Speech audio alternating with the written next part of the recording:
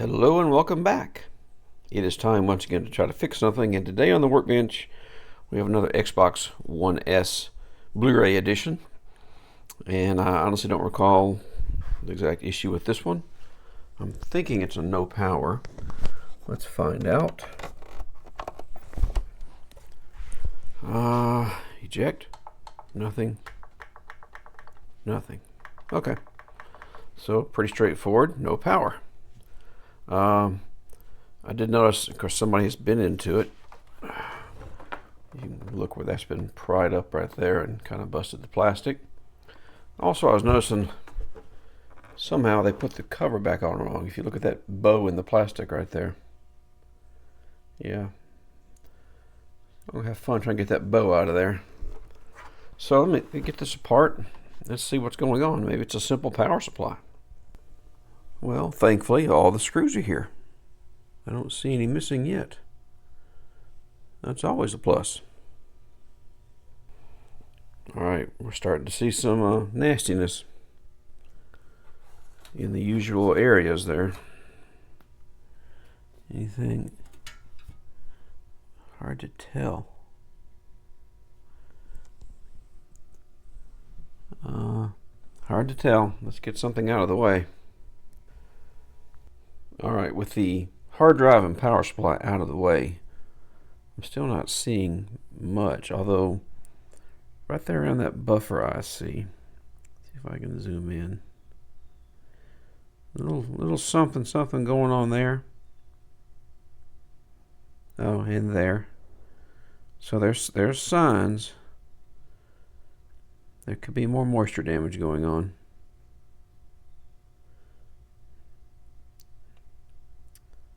Not tremendous, not like some of the ones I've had in the past. But it was like over in this area on top, so I'm wondering if it's worse up under here, under this heat sink. Let me get that out of the way and let's find out. You know, before I go any further, I just want to check something. Is our power supply working? If I can get a ground down in here. Are we getting 12 volts? I thought we should have it on. Let me make sure. I just kind of got my ground stuck in there. I kind of thought we should have it. We definitely should have it right here on this coil. Nothing.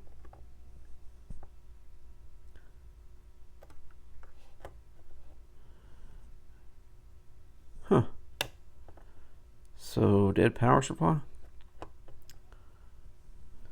Is it that simple? Yeah, I would like to get this board out though and take a look at it under the microscope. Just in case there's liquid damage, I'd like to clean that up before I apply power to it. But yeah, I'm not seeing anything right there. A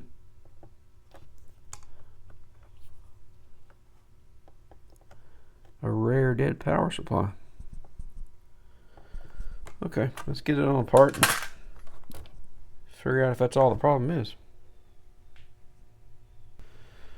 Alright, when I didn't see 12 volts coming out of that supply, I decided to do a quick check. I think we have a 2 ohm short to ground. So yeah, that's why we don't have 12 volts. We are dead shorted. Well, pretty dead. 2 ohms is pretty low. So is that because of liquid or something else? Probably, I'm going to guess because of liquid. And maybe shorted a MOSFET or something underneath here. Just guessing. Well, here we are with our first look with the heatsink and fan out of the way. And yeah, we have lots of liquid damage around the CPU voltage generation circuits. Not good. On top of some RAM. Not good. So yeah, it's more of the same. Liquid damage. That's not a good area to have liquid damage in right there. Well, we are inside now at my main workbench, and I wanted to point out that resistance to ground on that 12 volt rail, according to my Agilent meter, is actually even lower. 0.7 of an ohm. So on the Fluke out there, I think you saw the lead resistance, in play there. But this one here is pretty well zeroed out. So we're pretty short, and I'm going to imagine that we've got a short on these MOSFETs right in here that control the CPU core voltages. So let's take a look at that under the microscope if we could. See how bad it is. That looks pretty bad.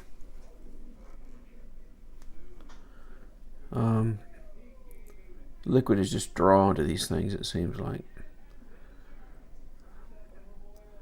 And we may have popped our CPU, but I don't want to think bad thoughts right yet. I want to get this cleaned up. Let's see exactly where that short to ground is, because it may very well be, MOSFET. Like I think this one here connects to ground, is it? I have to look at the diagram. One of these is the high side, one of them is the low side. And so one of them is connecting to the 12 volt rail, and one of them is connecting to ground. So we definitely have a path to ground somewhere, though. 0.7 of an ohm path to ground. And on the one I had before like this, this IC popped, I believe, as well as this MOSFET. So we'll start off like we usually do. Let me show you down around this memory. Yeah, that's beautiful, isn't it? So we got a lot of cleanup to do. I do not have a ultrasonic cleaner, so I'm gonna do the best I can to flush alcohol up onto these devices and clean as best I can. Go from there. I'm really worried about right now just finding what that short is. Go back over to the CPU area. Something right in this area, or something straight on the 12 volt rail is shorted, so let's find out what it is.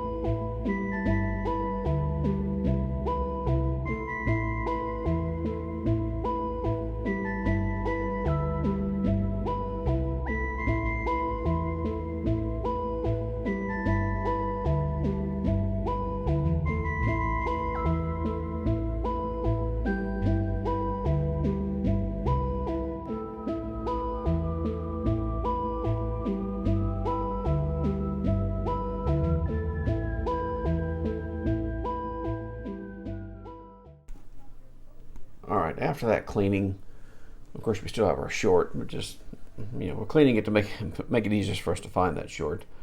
But I have noticed so far, this is a couple of the MOSFETs in that area. This MOSFET has an 8 ohm short to ground on the gate, so which could be occurring in here or back at this IC that drives it.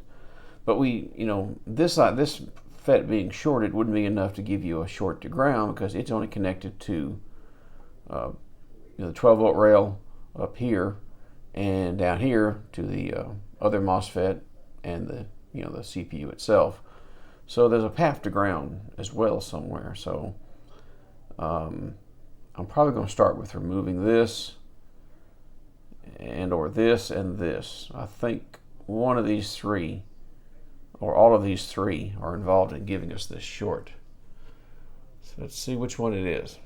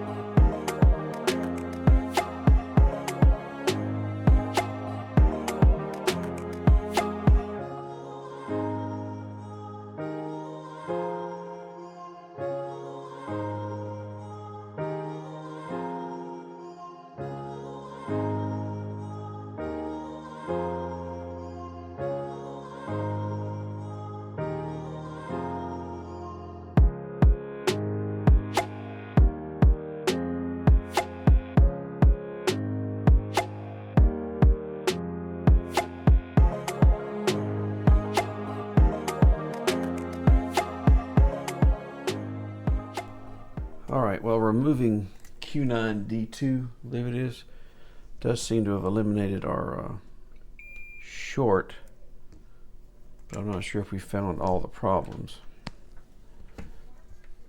Let me take a look here and show you. Yeah, I'm measuring in the mega ohms to ground now on the connector, 1.6, 1.5 mega ohms. But I'm still measuring going into the CPU, which would be on this side of this MOSFET. I think that's right, yeah. 0.6. Of course, the other side of it's going to be connected to ground, I believe. Yeah. So now, is this low reading because of the CPU or because of the MOSFET? Because it does have a connection to ground. So let me lift that one and see if this 0.6 of an ohm into the CPU, if that changes. I hope that goes up a little. I think it should be a couple of ohms, 2 or 3 ohms, something like that, maybe. I can't remember exactly. I think I've got it written down somewhere, but it's low, but I'm not sure if it should be that low.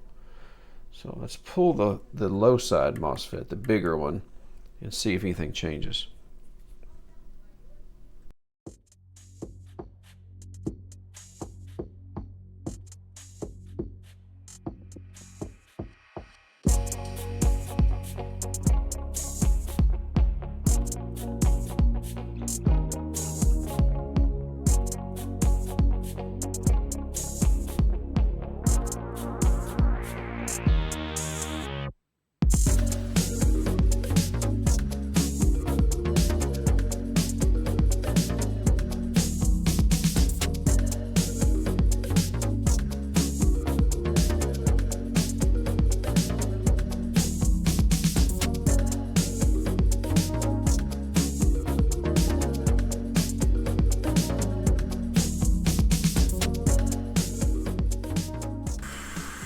Alright, our low side MOSFET is out. What kind of a reading do we get now?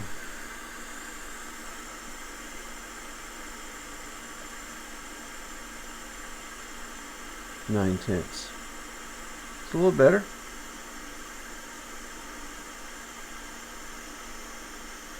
We've got roughly an ohm. Let's see, where the other side is ground.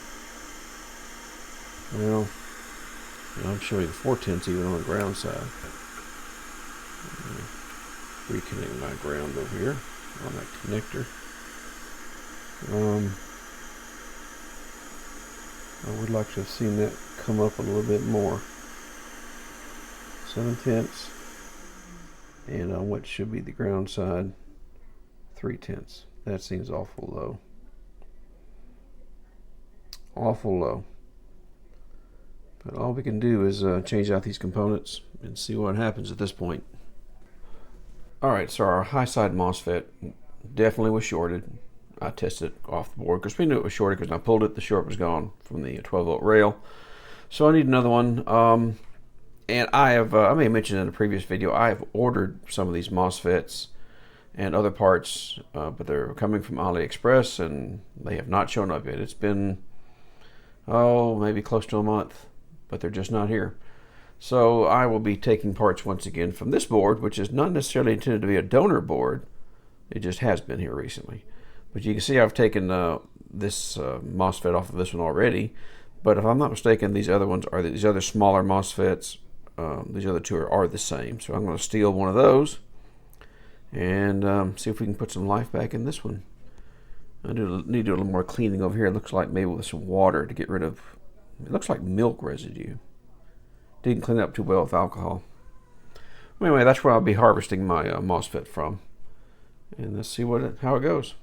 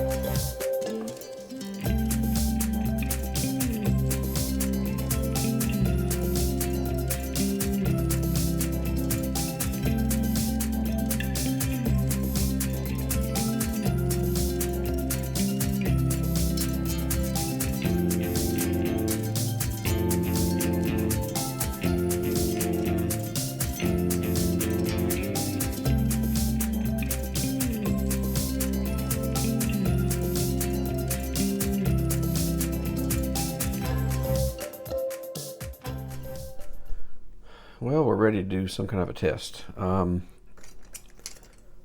replaced this high side MOSFET here with one from that donor. I reinstalled the low side one. It checked fine. It was not shorted. And what I've got now, looking into the CPU, is about 0.6 of an ohm. And I can't remember if that's normal. I don't think it's too far off from normal. But it may be on the low side. So I don't know. These things seem to vary somewhat. I've got the hard drive hooked up over there. I really don't know if that Wi-Fi card has to be there or not. I always plug it in because I don't know. And I've got the front panel with the power button hooked on it. I'm curious. Of course, our 12-volt short is gone now. Yeah. Let me give it some AC power. Let's see if we have our 12 volts. Right. Is it here? No, I'm not seeing. Trying to make sure I'm getting in the right spot. Right there at coil. Oh yeah, I do have it. 12.017. So we do have our 12 volts. All right, I'm hooked to my monitor for my microscope. Let's just see what happens here.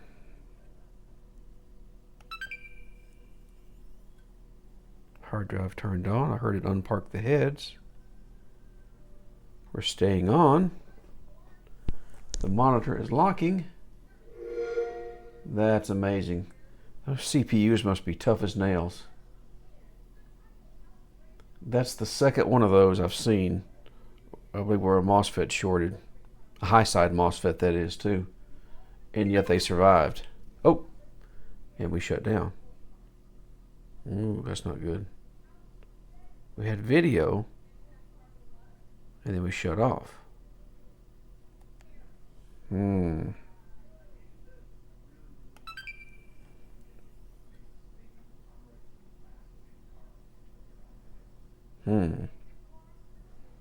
if that's going to be corrupted software. We're starting up. But it gets to a certain point and it powers off. I don't know what point that is. I mean, surely it doesn't mind the Blu-ray's not in there. I don't know. I'll try the Blu-ray first, though. And if that doesn't do it, then I probably need to look for corruption on this hard drive, would be my guess. Let me go get the Blu-ray out of the garage.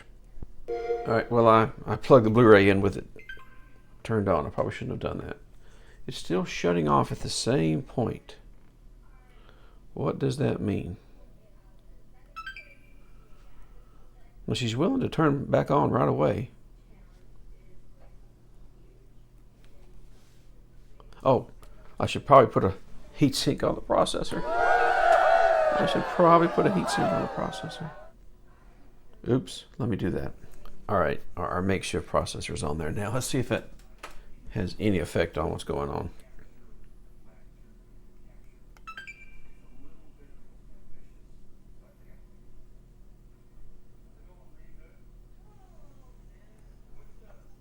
Okay, we're on. No signal lock yet.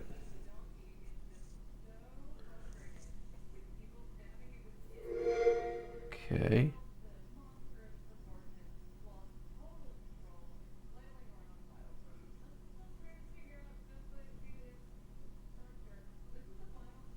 Okay.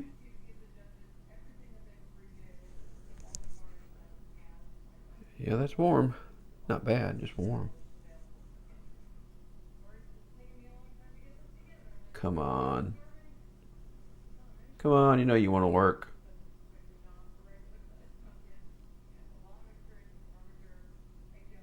I think I hear it accessing the hard drive. Come on. Okay, it's warning me. Hey, I kind of overheated back there.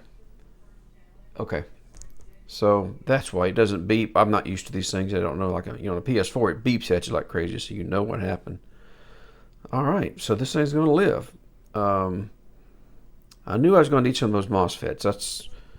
evidently this is going to be a common problem on these Xbox Ones, is liquid damage coming in right where the vents are in the top, right above the fan and heatsink, and shorting these MOSFETs.